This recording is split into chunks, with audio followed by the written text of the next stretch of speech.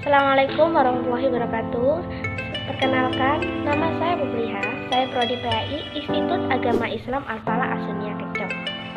Baiklah, saya di sini akan mempresentasikan tentang perbedaan dalam penentuan tanggal pelaksanaan salat Id, yang mana video ini saya buat untuk memenuhi tugas mata kuliah fikih dengan dosen pengampu Devin M.Ki. Agus Puspita. Perbedaan dalam penentuan tanggal pelaksanaan salat Id.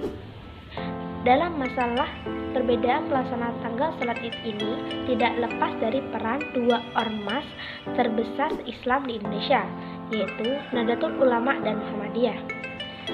Nahdlatul Ulama NU menggunakan metode ruqyah atau ruqyat, sedangkan Muhammadiyah menggunakan metode hisab. Dalam hal ini, penetapan tanggal salat Id biasanya dilihat melalui posisi awal bulan, pertengahan maupun akhir, ataupun bulan sabit baru yang bisa disebut dengan hilal. Nahdlatul Ulama atau NU menggunakan metode ruqyat atau ruqyah yang biasa disebut hisab imkanur ruqyah adalah metode yang dipakai oleh NU dan kawan-kawan dalam mengamati dan melihat hilal yang tampak di ufuk barat dilakukan menjelang terbenamnya matahari. Aktivitas ruqyat dilakukan sesaat setelah matahari berada pada waktu ijtima, posisi linier antara matahari, bulan, bumi, dalam satu garis lurus, hampir mirip posisi gerhana matahari.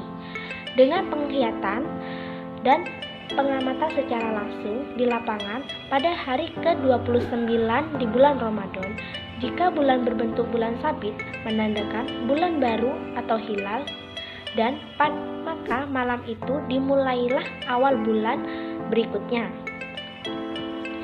Muhammadiyah dan metode hisab. Hisab wujudul hilal adalah perhitungan ilmiah secara sistematis atau astronomis untuk menentukan posisi bulan, baik dalam posisi awal bulan, pertengahan, maupun akhirnya.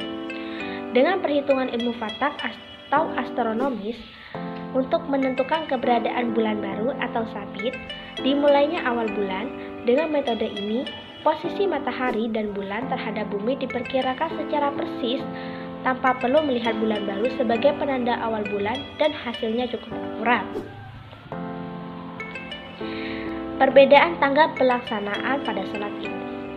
Pelaksanaan salat Idul Adha atau tanggal penentuannya dilaksanakan dengan ditandai puasa sunnah Arafah, penyembelihan hewan kurban pada tanggal 10 Zulhijjah hingga 13 Zulhijjah, penetapan dengan waktu digelarnya ibadah haji, diharamkannya puasa pada hari tasyrik atau yang bertepatan pada tanggal 11, 12, 13 Zulhijjah.